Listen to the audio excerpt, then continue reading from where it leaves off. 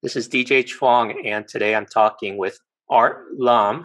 He's been a pastor for decades with a variety of experiences. And we got connected because we noticed that in the past 2 weeks, a significant number, I know of 5 personally, pastors of lead in the lead role of their churches have resigned for different reasons that were not scandalous. And there's just something very unique about the calling and the work of a pastor that makes it seem a more emotional and more challenging and difficult transition for both the pastor as well as the congregation. And Art is willing to share some of his experiences in how he has transitioned in the past. And hopefully this will be helpful for both church members as well as pastors to discern how to make that change well for all the people involved. Art, thank you for joining me on this video chat. Okay, thank you, DJ, for inviting me. Yes. As you can tell, aloha. Okay, I'm actually not in Hawaii, but actually my parents were born and raised there in Honolulu. Okay. And so, well, to give people a little context, tell us about your call to ministry and walk us along what you've noticed in terms of the uniqueness of this role.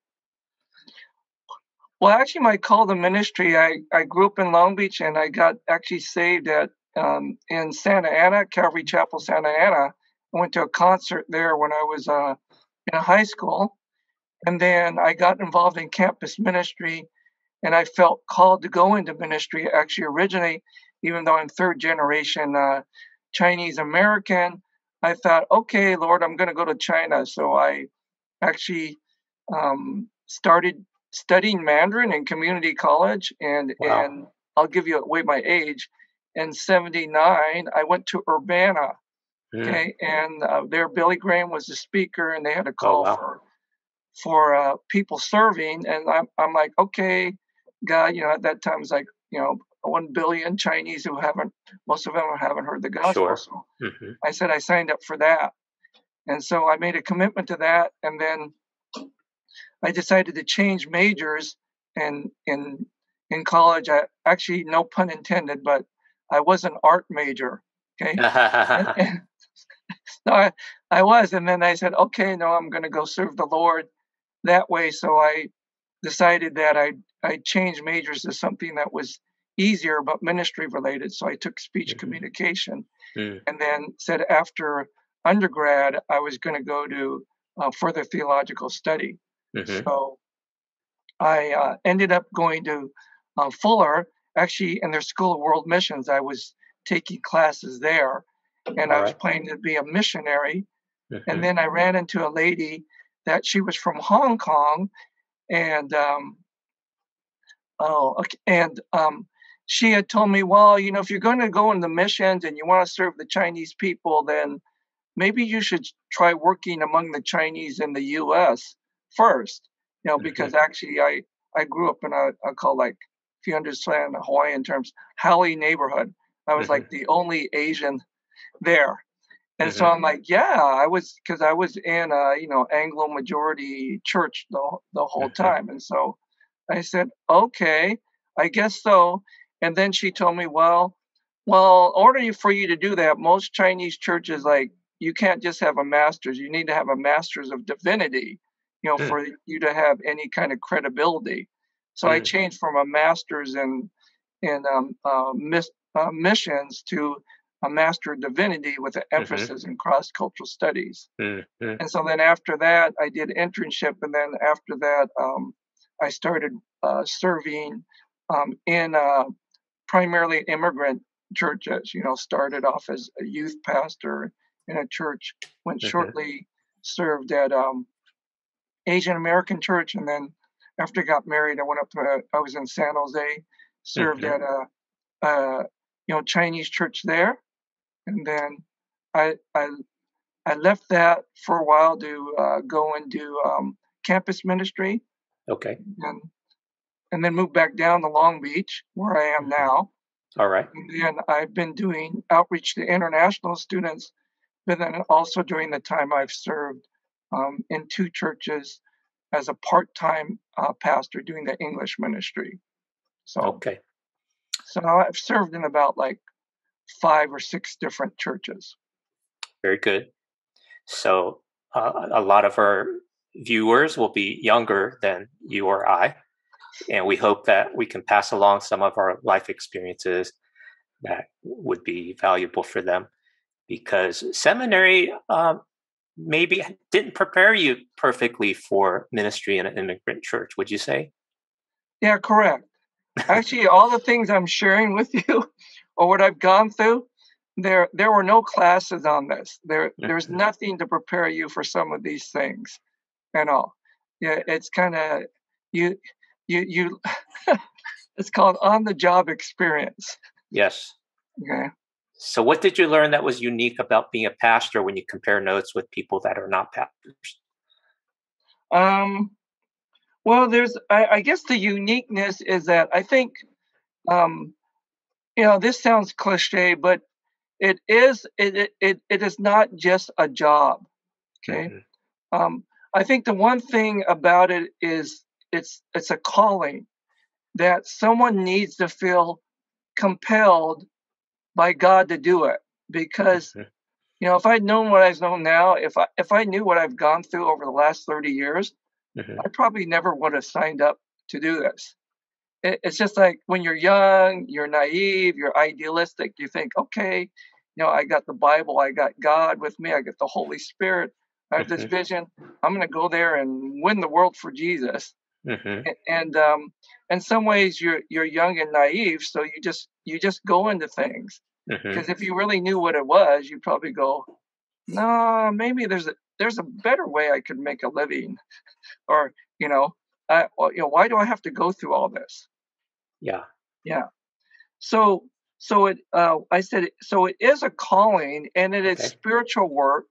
Okay. Hmm. Because you're dealing with God, but you're dealing with people and their spirit and their souls and what's going on in their lives. Hmm. Um, so the other thing about it is it's to do it well, it's relational work. Hmm. And that may or may not be good for some guys because at least the traditional way is like, we say you got to go to seminary. And I know Hmm. that it was expensive back then when I went 30 years ago, but now it costs even more. Yes. And so many of us, at least from Asian background, like we like studying. That's part of our DNA. So Hmm. we're geared to study and to read and, and to write papers, research, think analytically. Um, and so you go to the seminary because you love that, or, back then you just buy books. Hmm.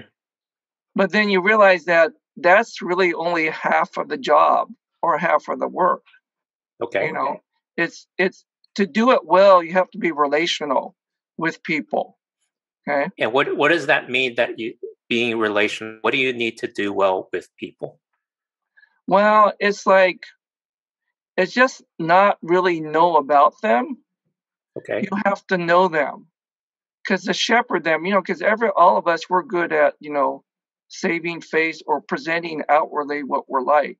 Hmm. But when you get to really know people, like you get to understand them, what their deep needs are, Okay. what their issues are, Yes. and if you really get to know them, then you'll find out their deep dark secrets. Hmm. Okay. Hmm. As a pastor, people have told me things that they have never. I'm the only one they've ever told in their whole life. Wow. They have not even told their own spouse Hmm. or anyone else in their family, Wow. and so they entrust you Hmm. with these things, All right. and some of them usually they could be very heavy Yes. or tragic, but you also have to maintain that you can't let all that stuff get to you, Hmm. because you after a while you do begin to see the real brokenness of people, you Yes. know. So you have to Um, manage quite a bit of confidentiality. yeah, You have to earn trust and keep trust. yeah, And um, and there's a lot of emotional investment, but you also have to learn how to manage boundaries and not carry well, the load outside the office. but but the other thing about it too, it's a two-way street, right? Go ahead. Because if you want to have a real relationship with people, you have to be open yourself. Mm, They have to see who you are, hmm you know. And so, I mean, when I did ministry and when my wife were married or kids, the thing is that if we wanted, you have to lead by example. So if you wanted people to host, Yes. we would open our we would open up our place. And All so right. when I remember, like, it was in San Jose, I'm in this apartment and all, but I've got people coming over, and one of them that we're still friends with, that the wife also remembers they had relocated from Raleigh, North Carolina Mm, to San Jose, mm, and the wife always remembers that we invited them over. Her and her hmm husband, for her, she's like moving. Her husband's there, and she's like, I'm just following my husband. She has two young kids, and she's like, she's got sticker shock at the prices of houses in San Jose from North Carolina, Raleigh, and then hmm she's like, she remembers though that we, invited her in, and we had a dinner together, so. Um, So the thing is that you develop relationship with people that, I mean, to this day, this is like, some of them are still are like a way lifelong friends that Okay. you're with, hmm even though I'm now no longer at that church. Yes. So you develop a strong relational and spiritual connection with people. Yeah. And then there are times in a pastor's ministry when they discern or decide to resign and leave. Yes. So, how does a pastor make that decision? Well, so we're going to set Um. aside scandals, okay? Because Yeah. that's an obvious. Someone needs to go and get well, and Hmm. Also, how do you decide? yes, why do pastors decide to leave? And what's a good way for a pastor to think through that? Okay. Um. Well, I think part of it is that, because the thing is, at a ministry in a place, I think you go to a place and you begin to know people. So, our heart intention is that we want to be there long term. We're not like, okay, I'm only here for a year or hmm two, and then Okay. I'm gonna use this as a stepping stone to go some other place, you know. hmm Um, and so it usually takes about, in the pastor, it takes about two, or first year, it like takes about 3 years that you really get to know people. They know you and you have trust. Okay. So first year is like the honeymoon period. Oh, you get to know people, you go a whole year. Second period, you're going like, okay, we're done this to see how it goes. Second year. By the third year, they go, okay, this is what you can do or cannot do. And you build that, you have trust that you can maybe new or innovative things. I'm talking, and that might be different if you're church planting and starting with a group of people, but still to build up momentum and get to where you need to be, it's about 3 years, you know. Okay. So so yeah, at the place where I was at, it was a difficult thing to do, because um, there's a tension. There's something where you realize, okay, for different reasons, it's not working. Maybe it's a different vision that they have. Okay, it might be that, okay, I've outgrown this place and I need to move on, or it might be you might get a invitation from some other place that you say, oh, this is more to my liking, because you say, I started off this place. Now I didn't have experience, but now I've got experience under my belt. So now I might want to be moving somewhere else. I got to the point, I was the longest I was at a place was like 9 years, but about the 7 years. They say 7-year itch. You're there and you say, okay, so if I invested this much time and energy, do I envision or see myself being here like the next 10 years? Hmm. I think longer term. Okay. And so, um, I had to answer that question. And then, part of it is also, oh yeah, another unique thing too about, I say, and this is related to the uniqueness of pastoral work. It's not just you involved. It's your whole family involved. So if Okay. I go to the church, my Hmm. wife, my wife is there with me, and my kids. Hmm. My wife knows their wives. I know the husbands, and or so. If there's, and then your children are doing things with their children, or vice versa. You have that kind of relationship. At that time, our kids were young. Actually, this church in San Jose, when I went there, I had one kid. My son was a year and a half, and by the time I departed, I had three kids. This was over a period of 9 years. Mm. So, um, part of it is talking to my wife and discussing with her, what do you think? Should I be here or not? And all. And then also, there were other people, there were other groups I was involved with that were pastors outside of my own church. Hmm. So a few of them I would talk to that I knew or trusted. Um, so I sought counsel from other people, and Hmm. then I looked at the scripture and prayed hard, and I was just hoping that it would be so easy if God would just send you, straight text message, say, Hmm. stay or go, and this is the date that you'll stay, or this is the date that you go. It it'd be nice if it were really clear like that, but it didn't come that way. It's kind of like either you take a step of faith, or it could be, well, God would say, well, you can make a choice. Hmm. You can either stay here, you know, if you feel called to this, or you can leave. It's not like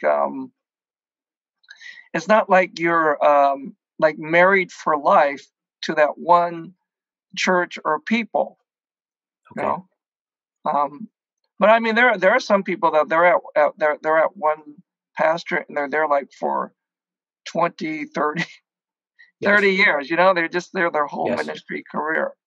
Well, it seems to me that in the uh, Asian, I'll just say Chinese and Asian Yeah, context, there's more of that emotional investment and relationship on both the pastor and the members' side, that they want that long term relationship. yeah, Whereas in the Anglo context, pastors come and go, no big deal. That's normal for them.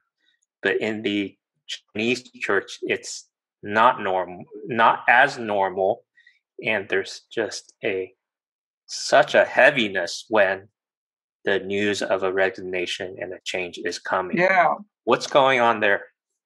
Well, I would agree. Okay, because one thing I think that I agree. Most of the paradigms that I see or models in Asian churches is that we view it as as a family. Hmm. We use the term of God's family, which is Hmm. biblical, or they Sure. have the term oikos. So you literally are like family. In many of these churches, people are related to one another. They have their brothers or sisters, or people have their aunts and uncles. And the paradigm also is usually that, usually the senior or the oldest leader there is kind of seen like the father figure, Okay. you know, Hmm. and we usually defer to the older members, Hmm. the elders, you know. Yeah, so it is this family, like I mean, the other thing which I also always see that is unique is that, I've also, when you go visit, Anglo majority churches or other places, like they don't have afternoon lunch. Okay, I mean, all the You mean immigrant the churches. lunch after worship Yeah, yeah, service? lunch after worship. They don't have that. No. Everyone just, you might be lucky to get donut or something, or coffee, but that's it. But it's kind of like a given. when you go there, and that's part of also this family picture that you're there, and if you're family, you eat meals together. You just kind of hang out. So you mm, have that time that you have relationship with one another. And you're treated like family, and you treat them like family. In some mhm, places that they're making announcements, so when they were refer to the older people, respectfully, oh, this is Auntie so and so, mhm, or this is mhm, Uncle so and so. Yeah, mhm, they would use that term. So we're yeah. So the difficulty thing is that, see, now is that when you leave, okay, it's not just that you're leaving a job, mhm. okay. It is like um it's almost, I guess it's kind of like a divorce, Wow. or it's like a separation, Yeah. because you um and it's actually more multi-layered. Okay, Mhm. see, because when you leave, say if I leave, Yes. okay, the hard thing, it wasn't just that I leave. Okay, I'm talking to those that are married. Okay, Sure. your wife also leaves with you, Yes. and then your children, right? Your Yes. children, if you've been there for quite a while, if you have Mhm, young children, right, they're growing up there. They make friends with kids the same mhm, age and all. Play with them. They come to their mm, birthday parties and all. And then your kids are also going with you too, right? mhm, So they may or may not understand fully what is going on, mhm. like so you have that, all that's going on too. And then people Okay. are going to wonder too, why, like, you're a shepherd, you love us, you care for us. Mhm. So the question will be like, so if you do, why would you leave, Yes. right? Because Mhm, you're going to question yourself, yeah, like, if I really love them, and like Jesus, washing their feet, willing to lay down my life, then for whatever reason, why don't I stay and be committed to these people and mhm. all? So the thing is, like, other jobs that people have, say if you're working at, say, I used to work in San Jose, so guys there in high tech, they Mhm. might change their jobs every 3 or 4 years, okay, or Yes. sometimes 2 years. So they're Sure. at IBM, then they go to Intel, and then they go to Mhm, Apple. Okay. mhm, They can change jobs and the people they work with, but their family and their circle of friends and all that they have, and even the church they go to, can stay the same. Oh, See, the yeah, that is church very that they're different. going to, but usually, because usually your social circle, your Mhm, support group, your closest friends, if mhm. the church is doing, Yes. becoming what it should be, this community and spiritual family, your closest friends, Yes. to me, I think they would be in the church, aside from maybe my own flesh and Mhm, blood family, or maybe mhm, I have a handful of friends that maybe might be outside that I knew mhm, before, if I relocate to another city. But mhm, but mhm. that's your whole social network and everything. So when Wow. a Mm, pastor leaves, he leaves all that too, mhm.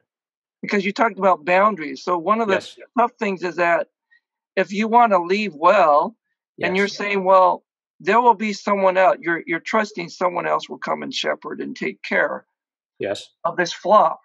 Mhm, But that means that I need to separate from that, because it would not be good or healthy for them or me if I continue to be in contact with them, how you doing, shepherding them, pastoring them. Then a new person comes in, mhm, who doesn't know them, mhm, and then it's like he has, you know, or he or she, depending who the mhm. shepherd is, will have to build the relationship with them. But if I'm still there in the way, that's gonna work. Okay. Yeah. All So right. So that's the that's tough. one part of leaving well, Yeah. being able to, I don't know what to call it, but being able to let let those relationships wane. yeah, and it's transition. tough. It's like Yes, it's gonna be, yeah, it's gonna be like a death to some relationships, or well, yes, it's definitely going to change the nature of how they are. yes. So we don't need to go through all your transitions, but from a broader perspective, what are some of the key insights or learnings or tips that you can share about how to leave well and how to help the congregation go through a grief process? Yeah. Well, I think the thing is that one thing I'm reminded of is that for me, it is also important. Probably, it, uh, it's not how you get there. Someone says is that very few people will remember how you got there, but they will always remember how you leave. Mm, Okay, they will remember how you leave. So, what do you want to be remembered by, and mm, what you know? And so, I think the thing is that you want to look at it as leaving well. Okay, mm-hmm, leaving well. So how to do it? Like I said, the first thing like I thought about it, and um, it is prayerful because if you're leaving, say you're leaving, you feel that God is leading you to another ministry, which that was the one. I said, okay, God, I feel like did what I could here at this church. I was there for 9 years. And mm-hmm, then I said, okay, I need to move on, do another mm-hmm, ministry, but I didn't know what it was. But I mm-hmm, was praying and trusting God that God, you'll take care of me, you'll take care of the people here, you know, mm-hmm, so that, um, so, being praying about that. And mm-hmm, then also, the thing is that giving the people enough advance notice. mm, Okay. So it's a different thing because at work you can just give 2 weeks notice and mm-hmm, okay, I'm gone, and then you guys figure out what to do. But mm-hmm, if I figured I'm shepherding or caring for the people, actually I had two pastorates where I was full time, and I gave them about a 2 month notice, okay, maybe not long, maybe three at the most, because okay, if you give people too much notice, then you become the lame duck okay. pastor. They're like, okay, whatever you say or do, well, we know that Mm-hmm. you're going anyway. So Well, even the president gets 4 years.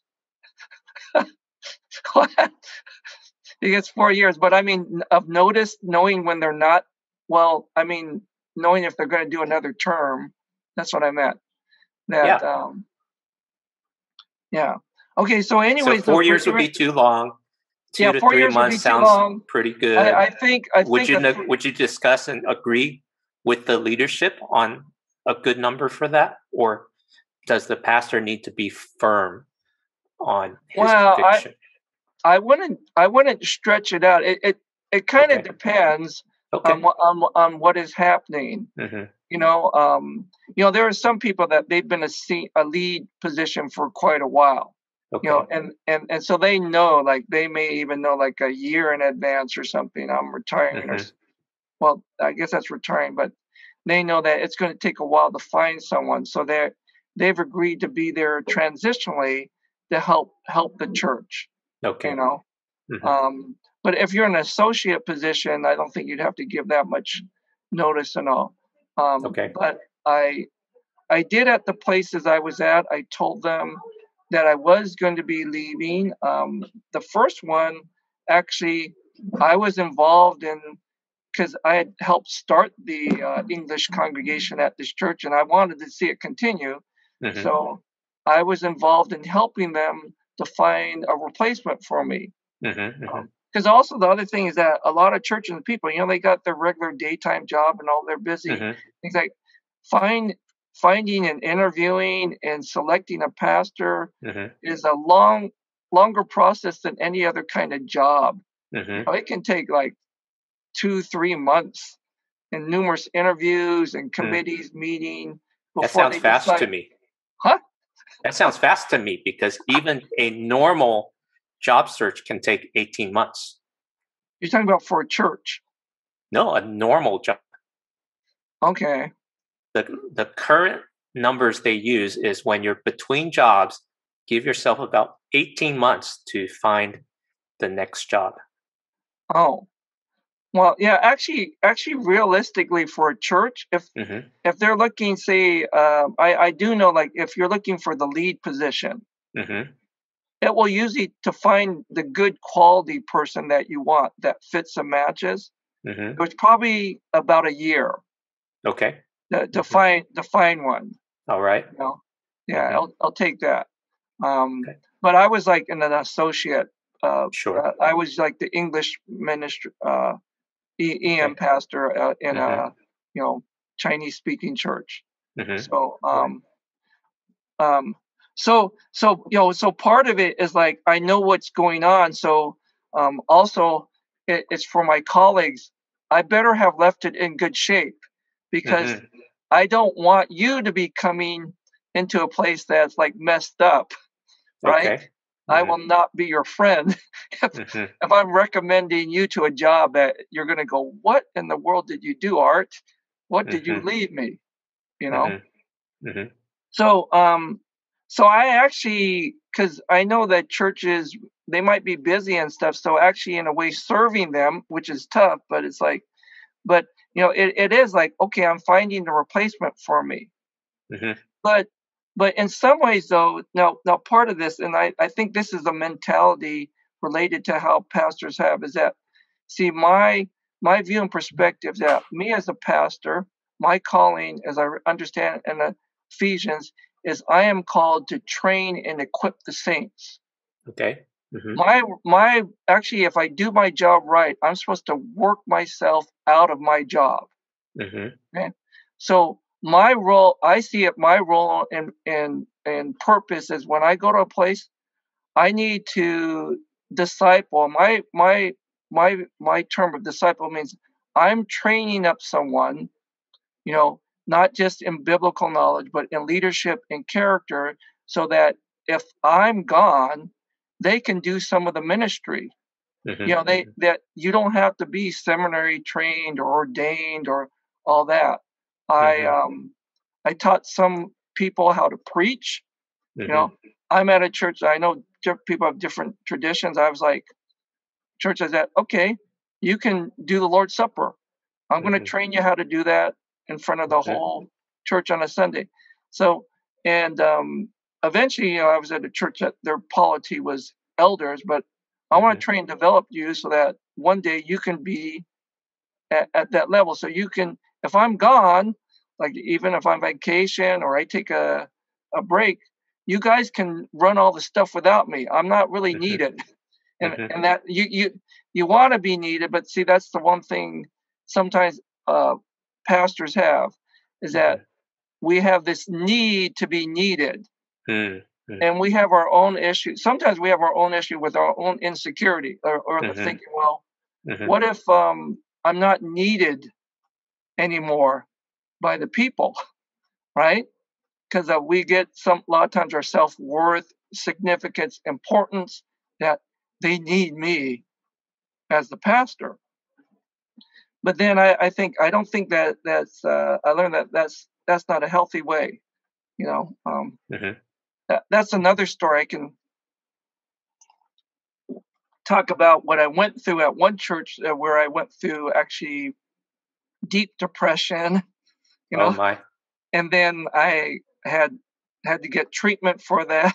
Hmm. It was there was a lot of other things because I, even the way I was thinking and looking at the ministry, but by the grace of God, I've been healed of that and all. Okay. So Great.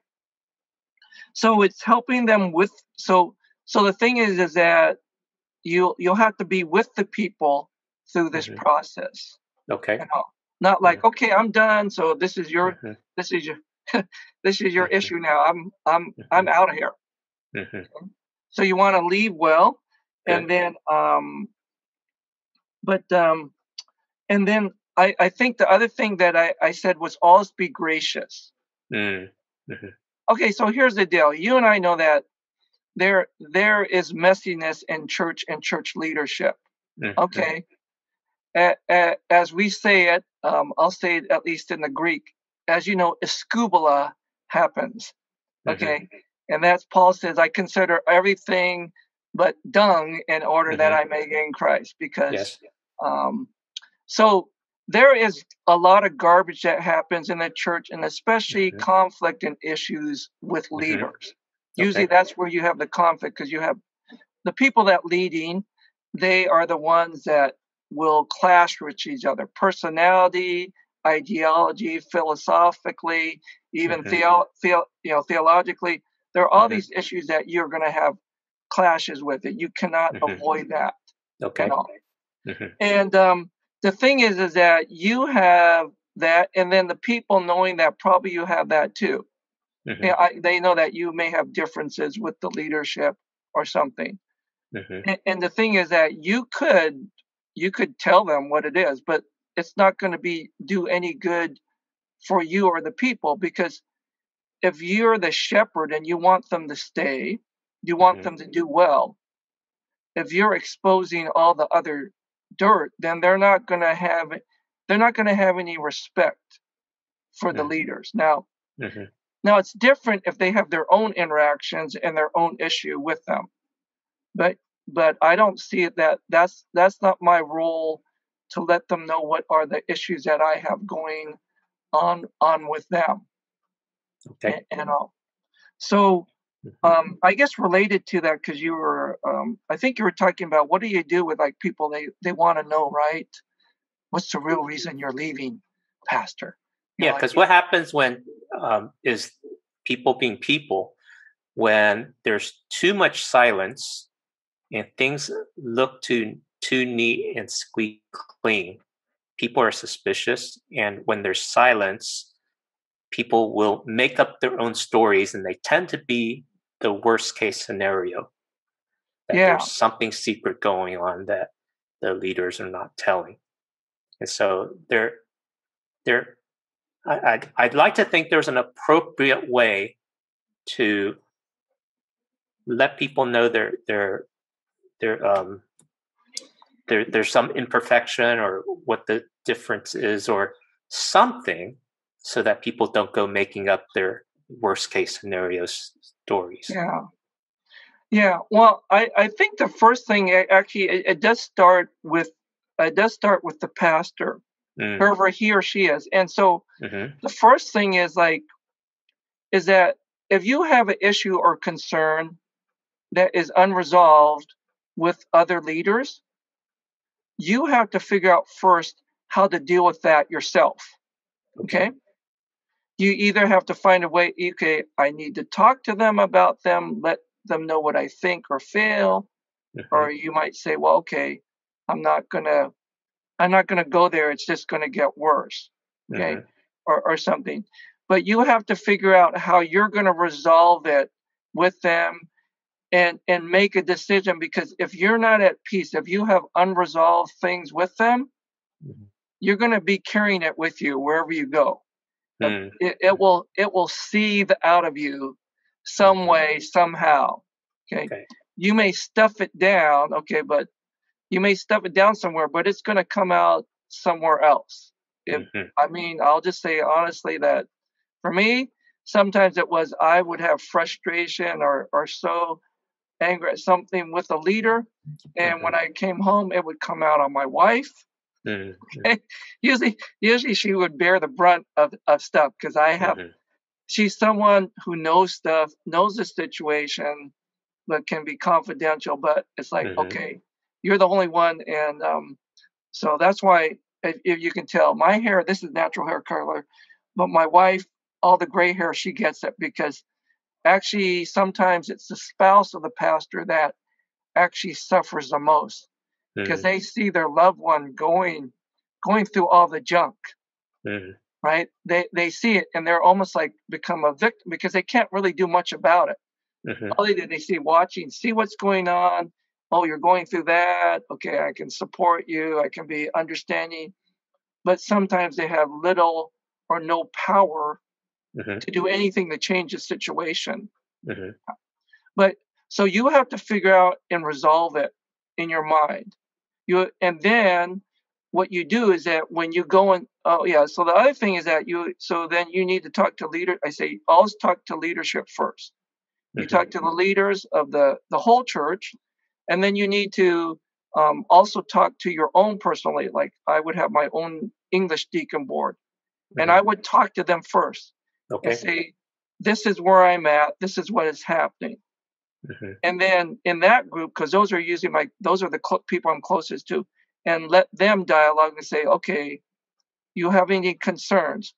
Mm-hmm. I would always say, if you have anything, you have a concern, please talk directly to me.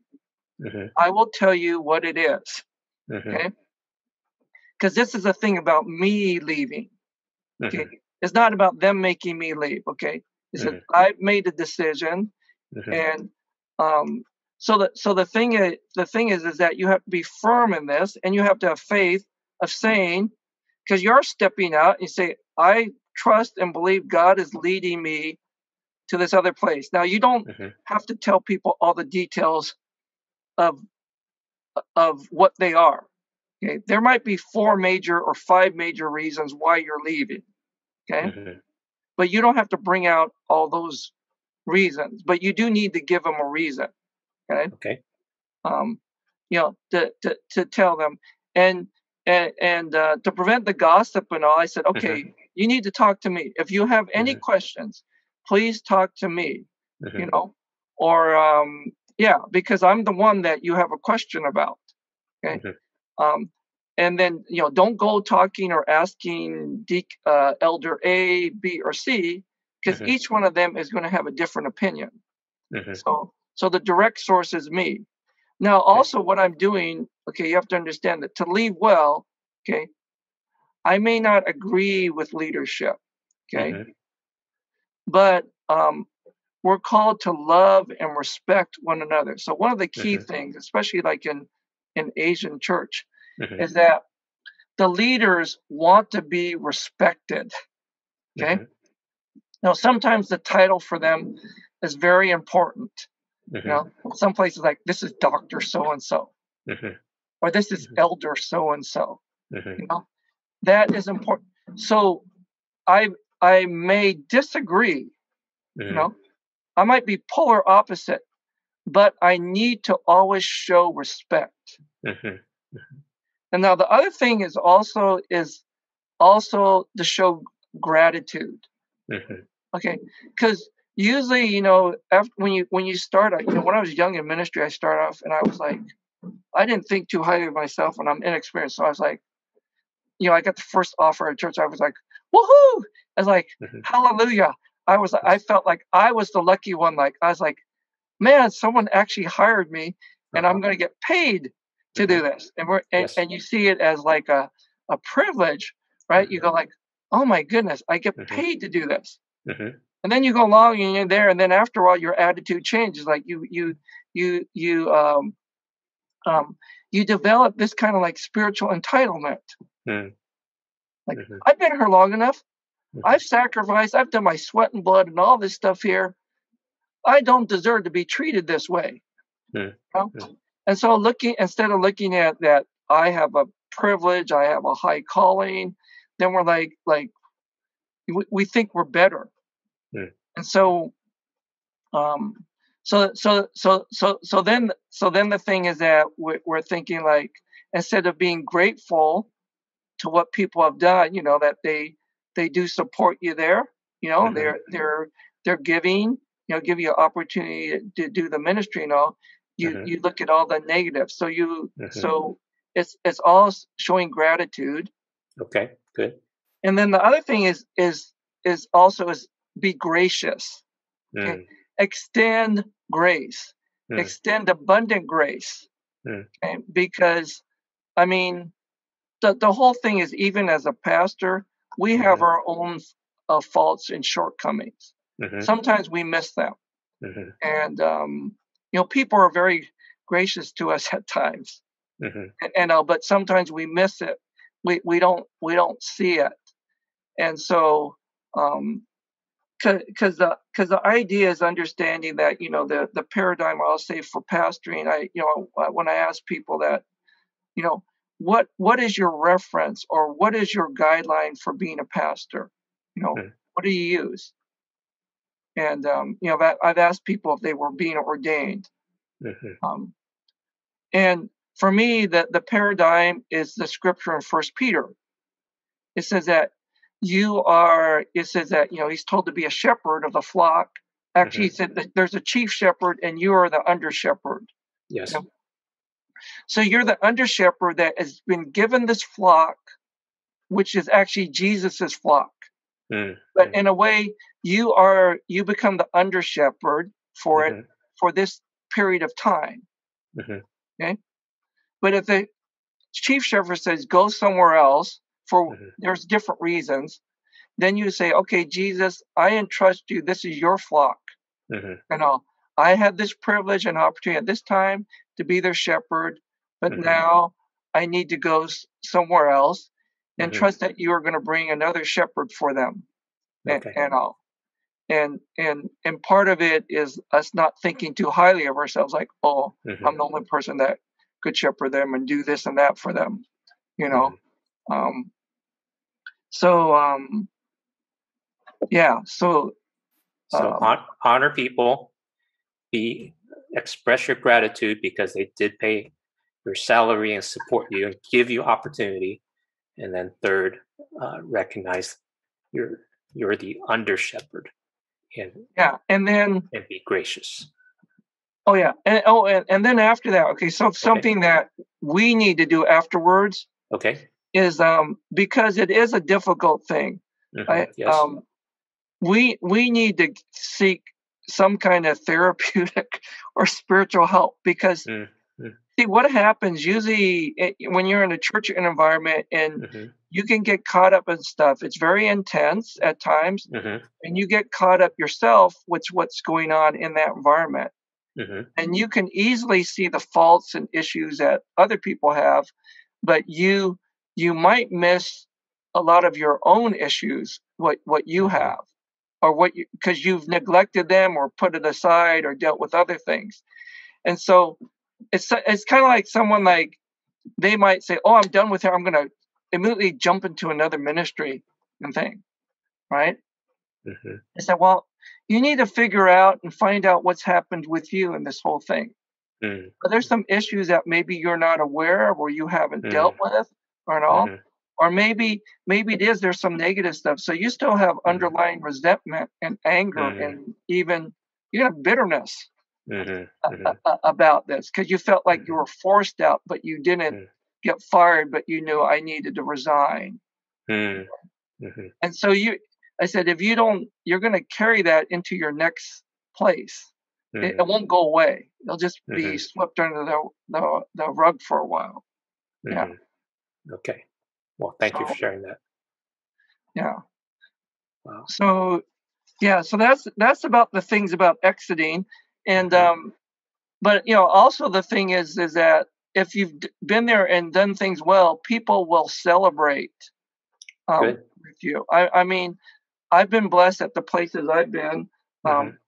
Actually, they made me this nice photo album and stuff, and Mhm. put things in, Mhm. memories and all. Um, they're people that did that, and all, which in a way, you know, so it is to give them a way to celebrate. I think Good. that's a really healing thing. Is that if you're Mhm. able to leave and you're leaving and you get advance notice, Mhm. then it can be a celebration, Mhm. because I know that other people that there are things that happen, like Mhm. moral failure or other stuff, Mhm. and immediately, like, they had to go, and there wasn't any way for them to say goodbye to the people, or the Mhm. people to say goodbye to Mhm. them as a Mhm. group, and that is very painful and Yes. harmful. So Mhm. oh yeah. So the other thing is about the leaving well is that, so then when I did make the decision at the Mhm. places, um, like I told the leadership, then I said, okay, we're going to have a meeting, Yes. as soon after I've made that, told them that, and I am going to tell the whole congregation Mhm. that I'm leaving and giving them a reason why. Yes. They need to hear from me. Yes. And it would be kind of like a called town hall meeting or something. Sure. And and understanding that because the leaders know, but the rest of the people haven't known yet. Right. And for some people, it's going to be like a shock. Yes. It's going to be like, oh my goodness. I remember there's a couple times, Mm-hmm. and it's not just like I'm a super guy, but just some people that the relationship with you, some of you, Mm-hmm. some you've been their only pastor. Mm-hmm. Some of them, they came to the church because of you. You baptized Mm-hmm. them, right? Yes. You've watched the birth of their kids and Yes. different things like that. Mm-hmm. And so there are a couple of people that they're like in tears when they get the news. It's like a Yes. shock and, and, Yes. and sadness. Yes. And so you have to leave space for them to do that. We rejoice with those that rejoice and weep with those Mm-hmm. that weep on this. Mm-hmm. Um, and all, and then also leave it open to answer questions. Mm-hmm. Now, the thing about that is that people at that time, so I always had a meeting with everyone, town hall, and said this is important, Mm-hmm. and to let them know. Mm-hmm. But again, I said the key leaders knew in advance, so it's not like a Mm-hmm. surprise to them. Mm-hmm. But I told them, okay, wait till I tell. I want it coming from me. It was always, Mm-hmm. I want the message to come directly from me. Mm-hmm. I don't want to go through another channel, them Mm-hmm. leave, because then they're going to, well, what, what's all? So they'll know directly from me, hear my sincerity, hear Mm-hmm. my voice, hear Good. my understanding of what it is, Yes. you know. Yes. And then leaving room, they said, well, if you want to talk to me later, Mm-hmm. I'm available. Yes. Anytime you want to call or talk to Mm-hmm. me. Now, the other thing about it too is that, and this being a shepherd, you may have to take initiative. It may be Mm-hmm. that there's some people that and that they will not take initiative. They're not going to come and talk to you Mm-hmm. directly Mm-hmm. or in a big group. Yes. Right. But so you might have to do more of your work. Is that, I might, I might have to call on Bill and Judy and say, hey, I'd like to, have coffee with you or something. I want to just Mm-hmm. chat with you. Mm-hmm. See how you're doing, which is Yes. always pastoral. Sure. But then, Okay. and then I'll bring it up. I said, well, Mm-hmm. that I'm leaving. You guys have any concerns? Mm-hmm. Mm-hmm. So that way it's always, but it's in the context of me carrying, um, caring for them. So Yes. I think that's like the tough part, Yes. that you're you're someone and that you're leaving, Mm-hmm. and Mm-hmm. Mm-hmm. but you're still, I guess in some ways your role is still to care for the people. You Yes. know, that's Yes. part of the calling, to be a shepherd. Yeah. Yes. So, because that's the part of it. It is. Mm-hmm. Um, I think with pastoring you have great joy, Mm-hmm. Mm-hmm. but you also have great heartache too. Yes. I mean, Yes. part of the heartache I say is that, I've ministered with people and you see people fall away from God, or Yes. I've seen people that their marriages just were Mm-hmm. destroyed, and, Mm-hmm. they just fall apart. Mm-hmm. You're there, you try to help them Mm-hmm. or something, you Mm-hmm. know, and, it's tough because there's part of you that wants to keep a distance. You Mm-hmm. don't want to get too close, Mm-hmm. because you know that if you do, your emotions get all caught up, right? Mm-hmm. Mm-hmm.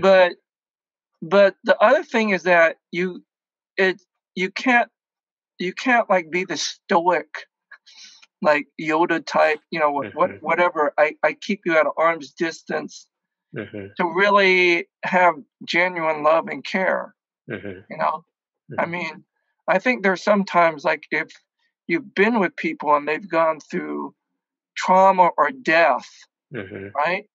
Mm-hmm. I mean, sometimes as a pastor, you actually don't say anything. You're there in the hospital and you just weep with the other person. Yes. Yeah, so that's yeah. So you go through joys and you go through loss and grief, Mm-hmm. and I would say, at least for the pastor too, that it, you know, we should, we should weep and have tears too. If we're Mm, at a meeting mhm, and we know that we're leaving mhm, too, it's mhm, actually, you have full permission. mm, Okay, you mhm, you you. I mean, that shows who we are, which is we're human. mm, mm. I mean, we're Yeah. human. We're Yes. pastors, but we're human. And then people say, well, aren't you supposed to be like Jesus? Mm, Okay, so my conclusion on that with Jesus, I realized I was, um, Jesus, like, he could do everything, right? He was the ultimate shepherd. He was God, and we know that. Okay, so one of the most challenging pastoral moments he has is when he's called to go with Mary and Martha. Oh, mhm, come here to Bethany. Our brother Lazarus, he's sick, right? You need to come to the hospital right away. It's mhm, like, Jesus, he's intubated right now. Come there. mhm, So Jesus said, oh, okay, I'm waiting, right? mhm, Then he gets there. By the time he gets there, it's like, Jesus, you're too late. You're way too late, right? mhm, Everyone's mhm. weeping, crying. Okay. Yes. And so Jesus there, and he goes, he tells Martha scolds him, said, yeah, you could have been here earlier, but he said, and he says, I'm the resurrection and the life. If you believe in Mhm, me, you'll come back. Okay, mhm, whoever believes in me will not die but live, right? But then he goes to the tomb, right? And then Mary comes up, and says, oh, Jesus, if you'd been here, my brother would have not died. And he mhm, sees that. Okay, now Jesus, he knows in his mind, he mhm. knows that Lazarus is going to come back. Yes. He knows that already. Yes. But what does he do? It says, shortest verse, but most readers, it says Jesus wept. Yes. So Jesus is there weeping with the people because he sees their grief, their sorrow, Mhm, mhm. even though he knows that there's a good ending, Yes. but it doesn't remove the reality of our pain, our suffering together. Mhm, It is in mhm, a way you're suffering together with mhm, your spiritual family, mhm, and even mhm. suffering with Jesus at the same time. You're experiencing that. So um, I think part of the thing, I'll just say that is that if we over spiritualize this, and they go, oh, okay, I'm doing good, God's good, he's leading me on to another greener pasture, whatever, and I'm not feeling any of this. We do disservice to ourselves, the pastors, and Mhm, also to the congregation and the mhm. people, Yeah. because they are hurting, they're grieving, Okay. and we're still their shepherd there. We still grieve with them, Mhm, you know, mhm. Good. so Well, thank you. You've yeah. shared from the heart, from your pastoral and your personal experiences. So thank you so much for taking the hour to share for the benefit of others. And if some of what you said really resonates with some of our viewers, would they be able to reach out to you? Maybe drop you a line? What Oh would be yeah, the yeah, best way for sure. them to do that? I'm assuming, yeah, we'll put my contact information on there that people can get a hold Okay, of me. very Yeah. good. Well, thank you so much, Pastor Art Lum, for talking with me. Okay, thank you, DJ, Have for a the fruitful opportunity ministry. for me to the share. Thank you. Okay. Bye bye. Okay.